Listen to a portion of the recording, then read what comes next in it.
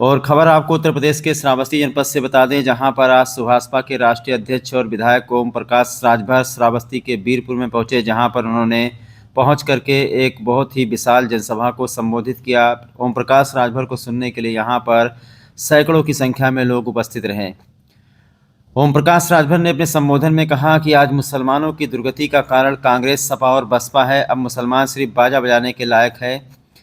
श्रावस्ती में आज सुहेलदेव भारतीय समाज पार्टी के द्वारा आयोजित एक विशाल जनसभा को संबोधित करने के लिए सुभाषपा के राष्ट्रीय अध्यक्ष ओम प्रकाश राजभर श्रावस्ती पहुंचे, जहां पर उन्होंने भाजपा सरकार के शान में जम करके कसीदे पढ़े, तो वहीं कांग्रेस, सपा और बसपा पर जम करके भड़ास निकाली।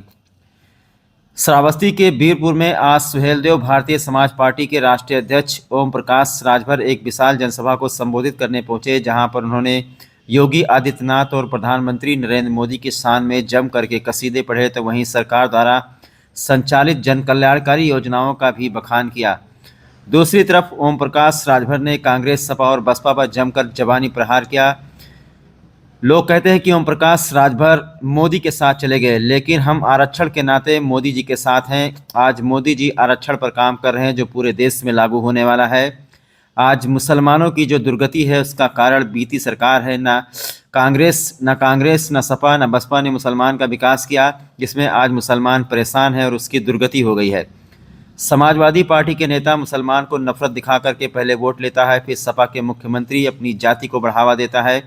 अखिलेश यादव की सरकार में उत्तर प्रदेश के थानों में यादव की हुकूमत थी, जबकि 20% मुसलमान सिर्फ बाजा बजाते रह गए।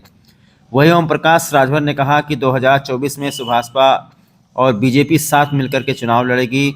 वही ओम प्रकाश राजभर ने कहा कि जो संसद में घटना हुई है वो निंदनीय है, उसकी जांच होनी चाहिए।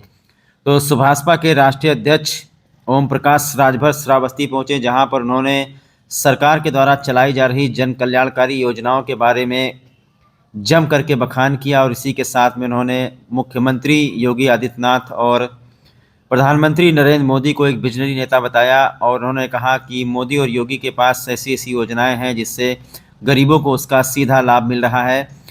ओम प्रकाश राजभर ने कहा कि हम हिस्सेदारी की बात करते हैं कि हम लोगों को भी हिस्सा मिलना चाहिए। हमारे घर की भी बहू बेटियां, बहन बेटियों को एसपी डीएसपी बनना चाहिए। उन्होंने कहा कि एक चपरासी से लेकर के दरोगा तक की नौकरी का हम लोग भी चाह रखते हैं। इसीलिए हमारी लड़ाई हक की लड़ाई है, और इसीलिए मैं सभी जिलों में जा कर के संबोधित कर रहा हूं कि आप लोग किसी दूसरे पार्टी के बहकावे में ना आइए। बिना नाम लिए हुए उन्होंने अखिलेश यादव पर भी जमकर के निशाना साधा। तकरीबन 30 मिनट तक उनका बीरपुर में भाषण चला। आइए सुन लेते हैं। अरविंद राजभर जिंदाबाद, नेताजी संघर्ष करो, नेताजी संघर्ष करो, ओम प्रकाश राजभर जिंदाबाद। चले लड़के पीछे चलो।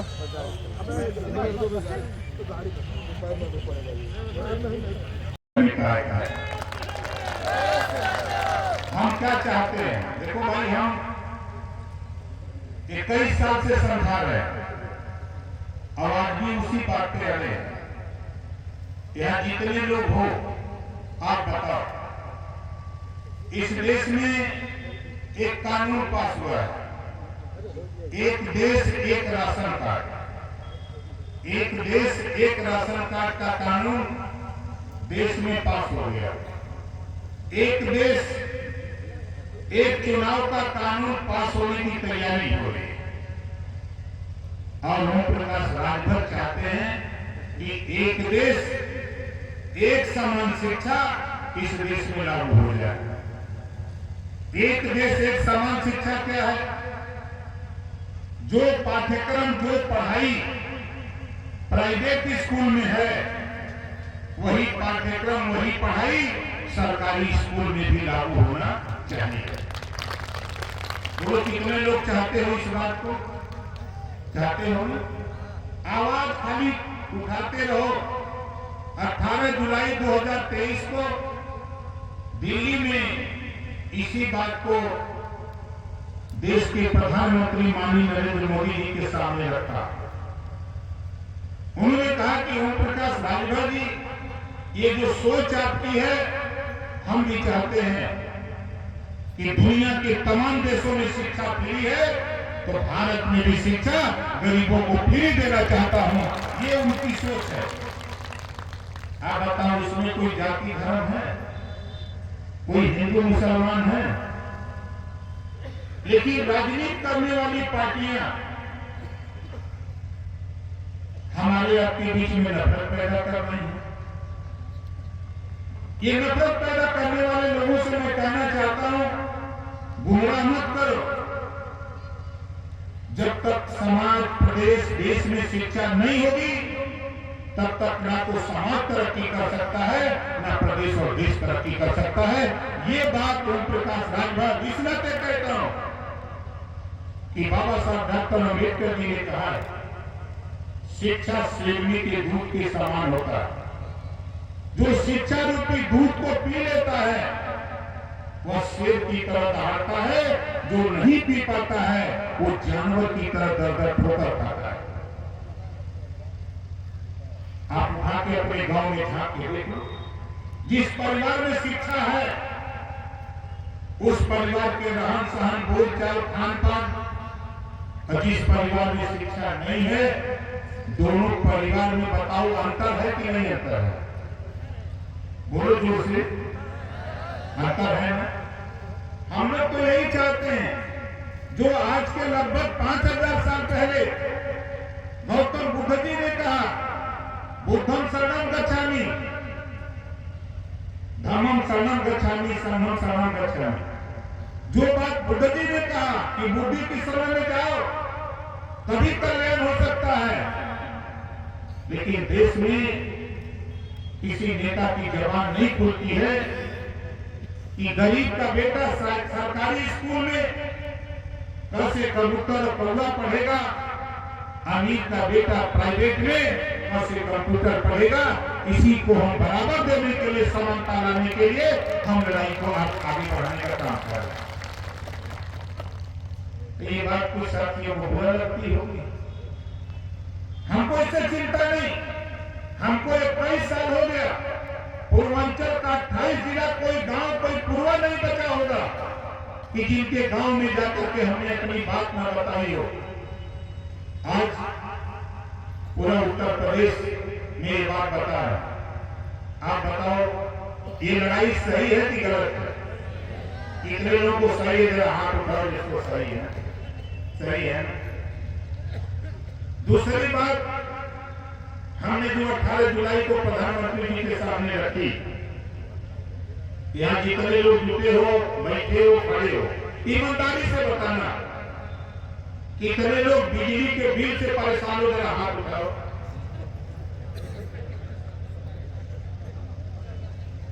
बीमारी है ना? ये बीमारी कैसे पैदा हुई जानते हो? एक ठेकेदार ने ठेका लिया प्रदेश में स्मार्ट मीटर लगाने का। स्मार्ट मीटर लगाने का ठेका लिया और वो गांव में गया और कहा कि फ्री में लगा।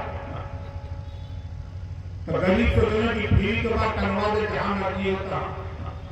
तो कोई मड़ई में, कोई पेड़े में, कोई दिवाली में उतर गिनती कराओ तो टंगवा दिया।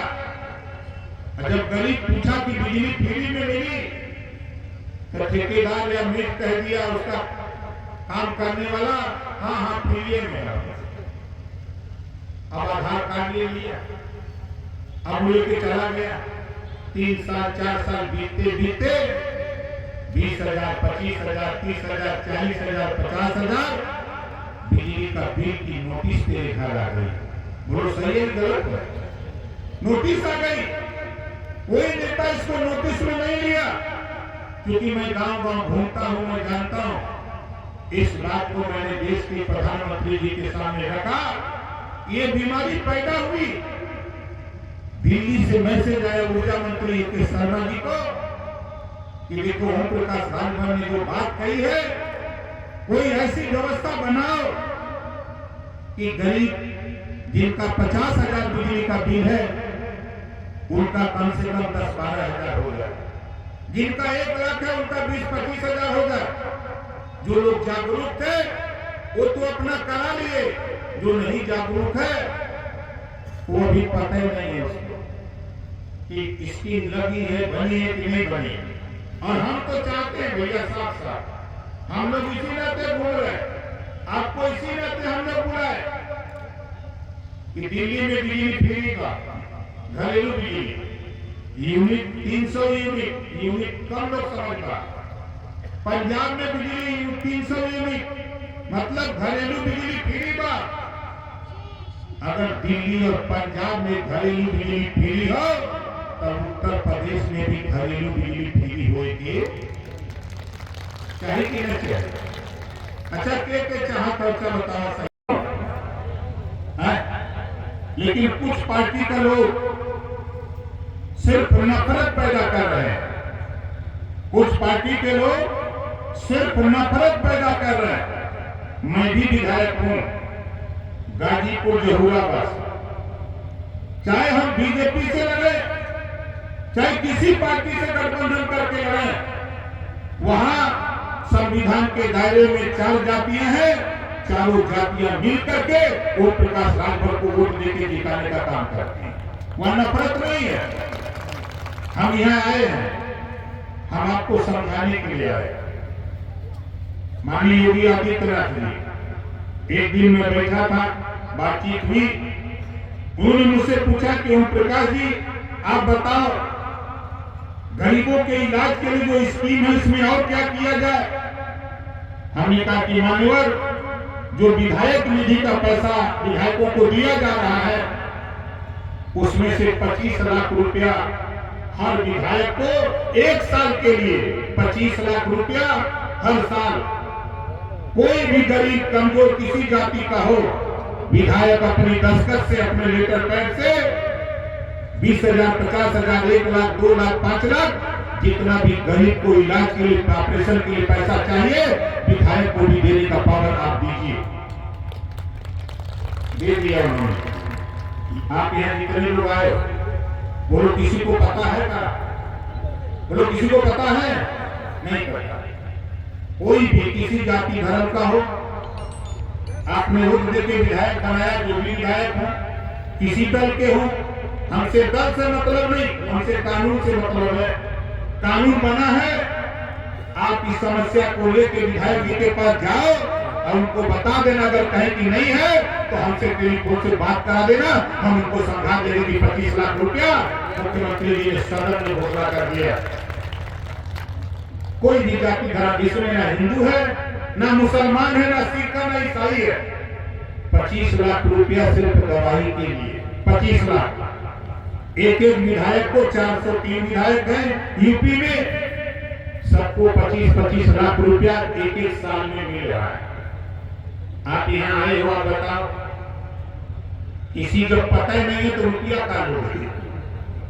जब आपको खुद नहीं पता है कि रुपया वहां से बट रहा है, आप लेने के लिए विधायक जी के पास जाओगे नहीं। चुनाव में विधायक जी आएंगे तो आप कहोगे विधायक जी 5 साल के बाद आप वोट आकर तैयार नहीं है। आप जाओ, आपकी समस्या है, बीमारी आपकी है, पैसा आपको चाहिए, खेतरे हम मत रखो, रकम मत बेचो, 70 रुपया मत लो। इससे निजात दिलाने के लिए माननीय योगी आदित्यनाथ जी ने बात को स्वीकार कर लिया सभी विधायकों के सहमति से, और 25 लाख रुपया अपने निधि से देने के लिए छूट दे दिया। हम यहाँ भी कह रहे हैं कि उत्तर प्रदेश में गरीबों के इलाज के लिए सबसे ज्यादा रुपया 403 विधायकों ने कोई दिया है तो ओम प्रकाश राजभर ने दिया है। विधानसभा के अंदर बोलना पड़ा। हम लोग काम चाहते हैं, नफरत नहीं चाहते। ये नफरत फैलाने वाले लोग, आप नफरत मत फैलाओ, नहीं तो वो दिन आएगा कि जमीन में दफन हो जाओगे, कोई नाम लेने वाला आपको नहीं मिलेगा। नफरत मत फैलाओ। विकास का काम हो रहा है, विकास की उसमें सहयोग करो। हम तो यही कहेंगे। आपने देखा आधी आबादी महिलाओं की है, देश में आधी आबादी महिलाओं की है।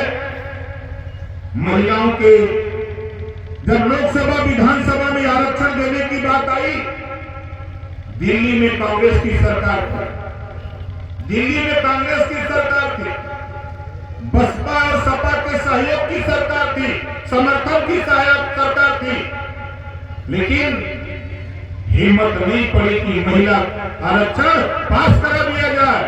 धन्य है माननीय नरेंद्र मोदी जी, जिन्होंने ललकार करके 33% आरक्षण महिलाओं को पास कर दिया कि 100 विधायक होगा तो 100 में 33 विधायक हमारी बहनें होंगी, हमारी बेटियां होंगी। नफरत फैलाने वाले लोगों, सोचो, ये कानून बना है तो बताओ सही है कि गलत है? हम तो आगे और चाहते हैं, तो बात करेंगे कि जिस तरह 33% रिजर्वेशन राजनीति में हुआ, उसी तरह 33% आरक्षण नौकरियों में हो जाए कि 100 दरोगा की भर्ती हो तो 100 में 33 हमारी बहन बेटियां दरोगा में भर्ती हो, रिजर्व हो जाए, ताकि वो भी वर्दी पहन के जब थाने पर आवे तो महिलाओं के ऊपर जुल्म जाति अत्याचार करने वाला जब सामना पड़े, जब चले डंडा तो उसका दिमाग ठंडा हो जाए। इसके लिए हम तो नौकरियों में भी आरक्षण चाहते हैं। हमारी बहन बेटियां सीए बन के आवे, हमारी बहन बेटियां एसपी एसपीआरए बन के आवे। जब वो वर्दी पहन के निकलेंगी, जब कुर्सी पे बैठेगी, आपके दिमाग में होगा कि नेता कैसे करेगा। देश की सर्वोच्च कुर्सी पर राष्ट्रपति की कुर्सी को संभाल सकती है बहन, तो सीओ दरोगा एसपी की कुर्सी को भी चला भी रही है। जब फाइटर प्लेन चला रही है तो दरोगा और सीओ की कुर्सी चलाने की कौन सी बात है? इस नाते हमारी कोशिश है कि जिस तरह महिला आरक्षण राजनीति में लागू हुआ है, आप लोगों से भी कहूंगा कि देखो, अब जो हमारी बहन बेटियां हम लोगों की पढ़ लिख रही, उनको भी राजनीति में ले आओ, उनको भी भाषण सिखाओ। नहीं कल मान लो ये सीट सुरक्षित हुई, हमारी बहन बेटियां चुनाव लड़ के जीत के जाएंगी, जब यहां नहीं बोलना सीखे रहेंगी तो सदन में नहीं बोल सकती। इस नाते हम आपसे निवेदन करेंगे कि लोक लज्जा छोड़ो, बहन बेटियां पढ़ लिख रहे तो उनको भी राजनीति में ले आओ, ताकि आने वाले दिनों में हमारी बहन बेटियां जब सदन में खड़ा होकर के बोलेगी तब उनको अधिकार और सम्मान मिलेगा, उनकी सुरक्षा की भी गारंटी वो खुद तय कर लेगी, किसी की जरूरत नहीं पड़ेगी। हम आरक्षण को लेकर ही हमने सरकार में बाबा साहब डॉक्टर अम्बेडकर जी के बाद मंत्रिमंडल से इस्तीफा अगर कोई दिया तो ओम प्रकाश राठौर, हमको मंत्री पद से बहुत मतलब नहीं रहता। हम सामाजिक न्याय समिति ये है क्या, जो 1993 में पिछड़ी जाति के लिए 27% आरक्षण लागू हुआ कि 100 दरोगा बनेगा तो 27 पिछड़ी जाति का होगा। ये कानून पास हो गया, बीपी सिंह ने लागू किया, 1993 में क्रियान्वयन में आ गया। आने के बाद ये बात किसी को पता नहीं। जब सदन में मैंने इस बात की चर्चा शुरू किया तो मंत्री होते हुए भी हमारा झगड़ा मुख्यमंत्री से हो गया।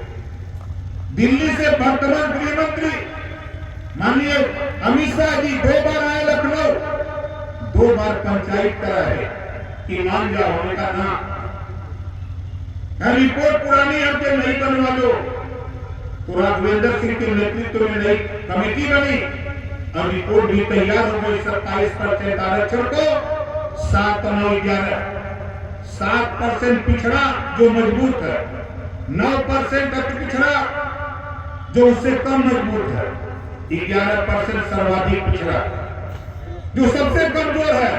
100 दरोगा की भर्ती होगी तो नाई का, गोड़ का, पाल का, प्रजापति का, बिंद का, केवट का, मल्ला का, राजभर का, चौहान का, यादव का, रघुवंशी, बंजारा, बहेड़िया, कंधार का, जोहा, भुइयां, साली, साईंदर्जी, फकीर का बेटा 100 में 11 दरोगा बनने का काम करेगा। ये कानून पास करने के लिए झगड़ा कर रहे हैं, छोड़ दिया। अब आपको ये लगेगा कि फिर ये मोदी जी के साथ चला गया, योगी जी के साथ चला गया। क्यों चला गया?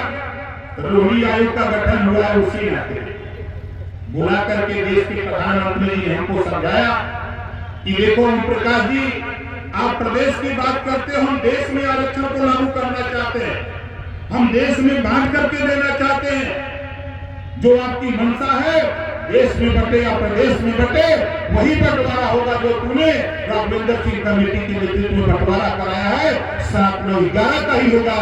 जो जातियां राजनीति में, शिक्षा में, स्वास्थ्य में, नौकरियों में पिछड़ गई हैं, उनको रिजर्वेशन देकर, उनको हिस्सा देकर हम उनको ऊपर उठाने के लिए हम राष्ट्रीय स्तर पे हम रोही आयोग का गठन किए हैं। रिपोर्ट आ गई, 5 सदस्यीय टीम पूर्व राष्ट्रपति जी के नेतृत्व में, उसकी समीक्षा हो रही है, उसको लागू करने की तैयारी हो रही है। इसी नाते हम साथ में खड़े हो गए।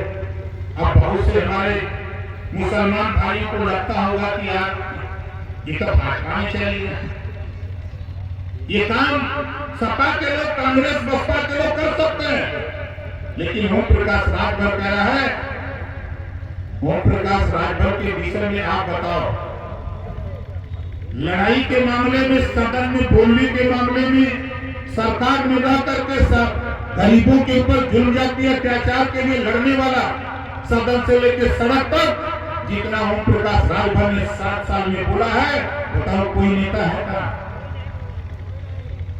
कितने लोग हमारी लड़ाई से संतुष्ट हो? जरा हाथ उठाओ, संतुष्ट हो? हम इसी से कह रहे हैं। हम तो अपने मुसलमान भाइयों से कहता हूं कि देखो, कांग्रेस मेरा विकास करती है। जब आजादी के बाद नौकरियों में 38% थे और कांग्रेस ने कितना विकास किया। फिर आपका विकास का ठेका लिया बहुजन समाज पार्टी, उन्होंने विकास किया।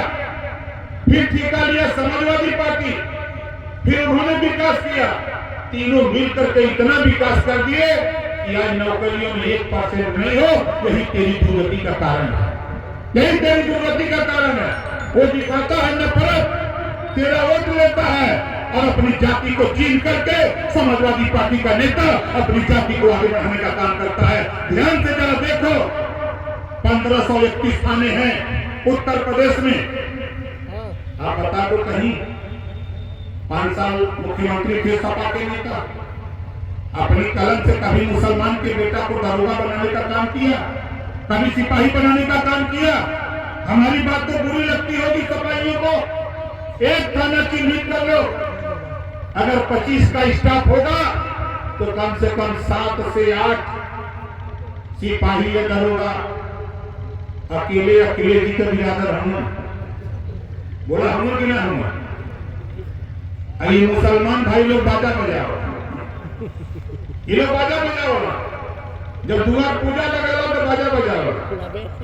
बहारों फूल बरसाओ, तेरा महबूब आया। अरे भाई, हम तो से पूछा थे तो हर महबूब कहिया ले।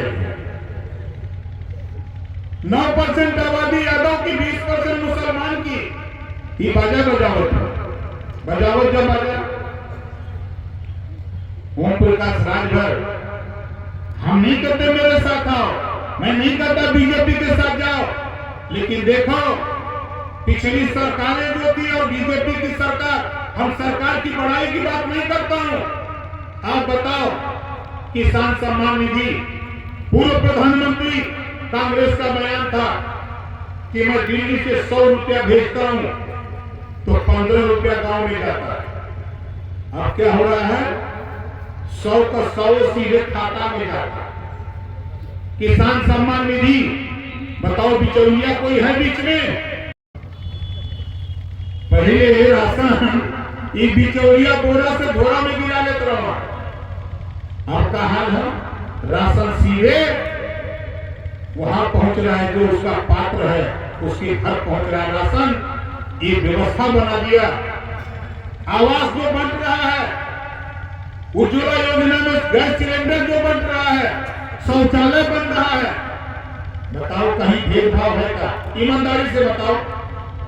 इस काम में कहीं लिखा कि मुसलमान को मत देना, ईसाई जैन को मत देना, सिख को मत देना, खाली हिंदू को देना? कोई ऐसा है पास कानून का? बोलो, नहीं है ना? तो हिंदू मुसलमान कहे करते हो भाई? देखो, देश विकास के रास्ते पर निकला है। ये नेता लोग है भैया, नेता नगरी है। ये नेता लोगों से सावधान रहा। इस सियासत चल गई ना, यही से परेशान है मसला।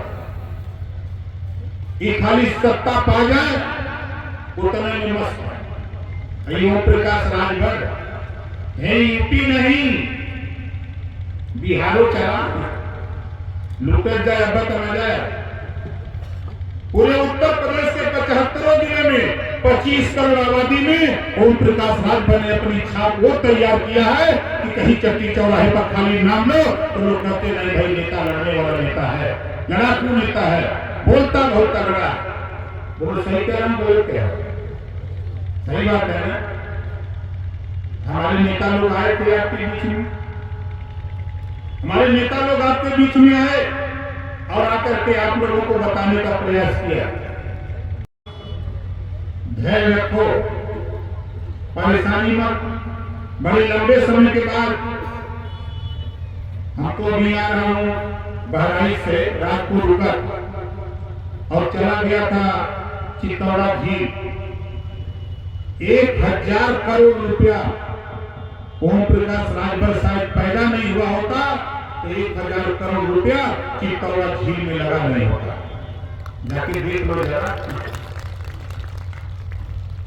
अभी काम चालू होंगे चलेंगे, घबराओ नहीं। इसी नाते हम आप लोगों को समझाने का प्रयास कर रहा हूं। यह हमारा कार्यक्रम करने का मकसद इतना है कि देखो हमारे नेता लोग गांव-गांव गए, आपको बताएं आप आए, हम आपको यही समझा रहे हैं एक लाइन में, ये देश में हमारे है तो हम के हिस्सा मिले के चाहिए कि नहीं चाहिए, चाहिए ना तो लड़ी की। खाली ओम प्रकाश राजभर अकेले, चाहे पंजाब हो, चाहे महाराष्ट्र हो, गुजरात हो, मध्य प्रदेश हो, छत्तीसगढ़ हो, तमिलनाडु हो, केरल हो, बिहार हो, बंगाल हो, आसाम हो, यूपी हो, दिल्ली हो, पूरे देश में अकेले घूम घूम के हम बाजा बजा कि जागो तभी सवेरा, जागो तभी सवेरा। इस नाते आपको समझा रहा हूं कि आप अपने विषय में सोचो, नेताओं के विषय में सोचना बंद कर दो। ये मत सोचो कि अखिलेश जी मुख्यमंत्री बनेंगे तो हमको हवाई जहाज दे देंगे, योगी जी मुख्यमंत्री तो हवाई जहाज नहीं देंगे, हेलीकॉप्टर नहीं देंगे, लेकिन विकास की योजनाएं जो है वो तेरे गांव तक पहुंचाने के लिए योगी जी कटिबद्ध है, मोदी जी कटिबद्ध है, विकास की योजनाएं तेरे गांव तक पहुंचे। किसके लिए कार्रवाई हो रही है? कोई सीएम हो, कोई पीएम हो, तुलना कर लो अब तक के इतिहास का। हम तो भूल रहे हैं क्षेत्र में। ईमानदारी से बताओ, जो देश में रेलवे स्टेशनों का आधुनिकीकरण हुआ है, अगर आप स्टेशन पर गए होंगे तो आपको महसूस हुआ होगा कि स्टेशनों का आपकी जिला पंचायत जो प्रतिनिधि है, जो आपने एमएलए बनाया, एमपी बनाया, जो आपने प्रतिनिधि चुना है, वो प्रतिनिधि की भी जिम्मेदारी बनती है, खाली सरकार की जिम्मेदारी नहीं बनती। हमको क्या पता कि तेरी सड़क कहां खराब है? हमें तो कह रहा हूं, ईश्वर न करे कोई बीमार हो, कोई अगर ऑपरेशन कराना हो, इलाज कराना हो, आप सरकारी हॉस्पिटल से एस्टीमेट बनवा लेना खर्चा, आज प्रमाण पत्र हमको बनवा के हमको दे देना, आधार कार्ड की फोटो कॉपी दे देना, 3 पेपर दे देना, 5 लाख 6 लाख 10 लाख रुपया, जितना इलाज के लिए डॉक्टर लिखेगा उतना रुपया हम तेरे हॉस्पिटल 10 दिन के अंदर पहुंचा देंगे। ये हम जिम्मेदारी लेते हैं। उत्तर प्रदेश में अब तक 17 करोड़ से ज्यादा रुपया हमने दे डाला है। इस नाते चुनौती लेता हूं और कहता हूं कि आप ईश्वर न करे आप बीमार हो, यदि कोई ऐसी मुसीबत आती है किसी के ऊपर, हमारे नेता जो भी यहाँ के हमारे जिला अध्यक्ष जायसवाल जी, चाहे हमारे जो भी नेता आपको मिल जाए, उनके माध्यम से हमारे जिस दिन पहुंच जाएगा, उस दिन से 10 दिन के अंदर मेरे हॉस्पिटल में रुपया हम पहुंचाने की जिम्मेदारी लेते हैं। हम ये काम करते हैं, इस नाते करता हूं कि मुझे मालूम है मैं भी एक बहुत गरीब परिवार से पैदा हूं, आज बेशक इनोवा से चल रहा हूं। बहुत से हमारे विरोधी कहते हैं इनोवा से चलो, साइकिल से चली तो बड़ा, तब वो कहीं भी साइकिल से चला, मोटरसाइकिल से चली तो कहीं मोटरसाइकिल से चला, कहीं काम नहीं। अगर हम हेलीकॉप्टर से आएंगे तो ये देखना लूट के हेलीकॉप्टर ले लेगा। सही बात कोई नहीं बता रहा। इस नाते भाई हम तो आपके बीच में घूम रहे हैं। हम यही नहीं आपके श्रावस्ती जिला नहीं, अभी कल मैं लखीमपुर डेली हम एक सभा कर रहे हैं। कल मैं रहूंगा नालंदा बिहार में राजगीर, 20-22 को रहूंगा आपके मैं इटावा, 24 को फिर बस से मिल जाए। मतलब लखनऊ जाने के लिए बस चाहिए, फ्री वाला नहीं। सरकारी जो बस की सेवा है वो अगर आप चाहो तो आपके श्रावस्ती से कहो, और कहो तो बीरपुर से हम उस बस को लगवा दे लखनऊ जाने के लिए, लेकिन किराया देना पड़ेगा। ये मत सोचना कि वही स्मार्ट मीटर की तरह नेता पीलिया में देखो। इन्होंने कहा मुझसे, कल हमारी मुलाकात परिवहन मंत्री जी से हो, और ये अगर आप लोग की तरह सहमत हो कि आपको बस मिल जाए, चाहता ना चलो कल हम मिलते हैं इस काम में। परिवहन मंत्री चूंकि हमारा उनका पुराना संबंध है, हमसे पूछते कोई काम हमको बताओ यार कर दें, हमके हमारा कोई काम नहीं है, जनता से पूछेंगे तो कोई काम होगा तो बताएंगे। आज आप लोग कह रहे हैं तो कल से हम उनके पीछे पड़ेंगे, और जरूरत पड़ेगी तो मुख्यमंत्री से विदा करके तेरी बस जो राम प्रसाद चौधरी जी चौरसिया जी ने कहा है उसको चालू कराने का, यहाँ से लखनऊ जाने आने की व्यवस्था हम कोशिश करेंगे। और जो भी कोई समस्या हो, ये मत सोचना कि ओम प्रकाश राजभर, चाहे मुख्यमंत्री से बात करनी हो, काम कराना हो, चाहे दोनों डिप्टी सीएम से हो, चाहे कानून मिनिस्टर से हो, आप हमको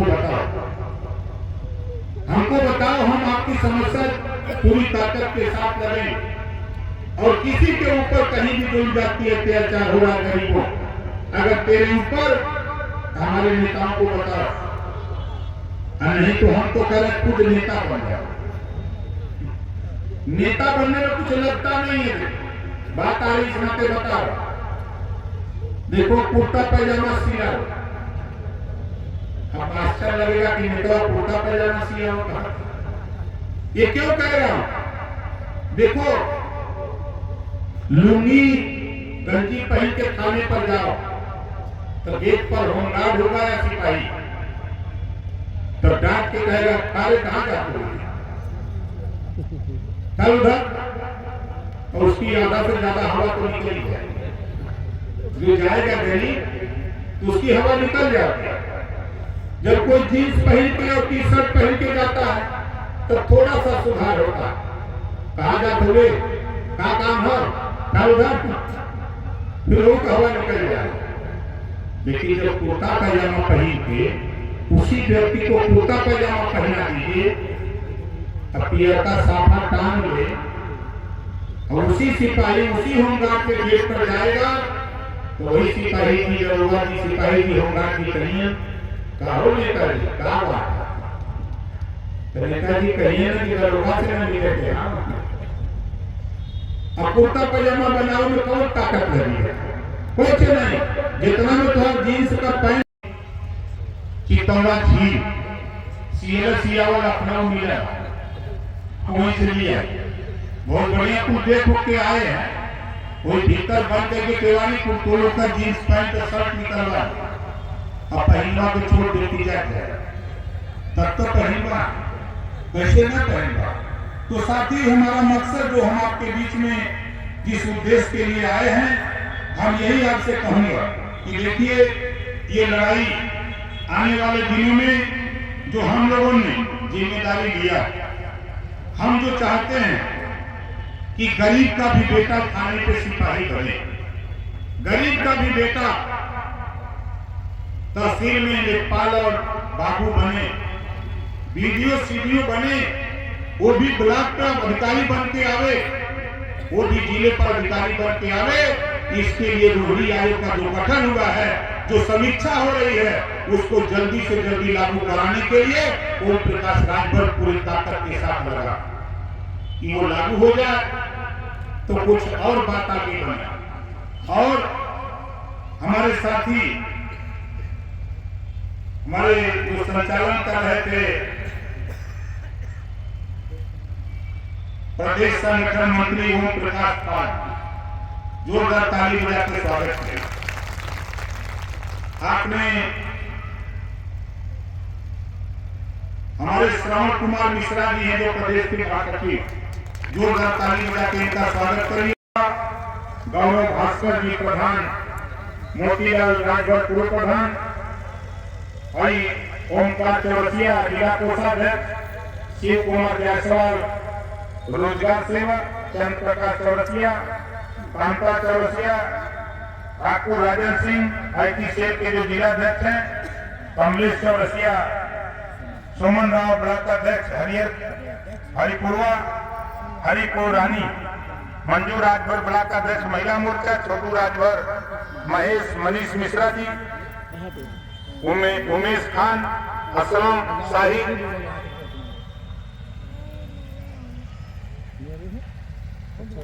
प्रधान वीरपुर राम किशोर राजभर, डॉक्टर शिव कुमार राजभर जी, विनोद सोनकर जी, राजकुमार राजभर, सावित्री मीरा जनार्दन, इन सभी साथियों के नाम पे एक बार जोरदार ताली बजा करके स्वागत करिए। भाई साथ नारा लगाइए। हम बोलेंगे भारतीय समाज पार्टी जिंदाबाद, तो आप बोलेंगे जिंदाबाद, हाथ उठा करके हमरे में। भारतीय समाज पार्टी जिंदाबाद, भारतीय समाज पार्टी जिंदाबाद, भारतीय समाज पार्टी जिंदाबाद। इसी बात के साथ हम अपनी बात देखिए, आगामी चुनाव की तैयारी में एनडीए के जितने भी घटक दल हैं, हम सभी लोग चुनाव की तैयारी में अपना काम कर रहे हैं। गरीबों को समझा रहे हैं, उनकी विकास की जो योजनाएं उनके तक पहुंच रही हैं, उनको बताने का भी काम किया जा रहा है। 2024 में सुभाषपा भाजपा के साथ मिलकर के चुनाव लड़ेगी 100%। अभी हाल ही में हुए संसद भवन घटना को किस नज़रिए से आप देखते हैं? क्या सुरक्षा में देखिए, चूक है या सरकार की नाकामी है? ऐसी घटना नहीं होनी चाहिए और उसके संबंध में जांच हो रही है। जो दोषी हैं उनके खिलाफ कार्रवाई भी हो गई है, जांच हो रही है और जो दोषी होंगे उनके खिलाफ कड़ी से कड़ी कार्रवाई होगी ताकि फिर दोबारा कोई इस तरह की हरकत न कर सके।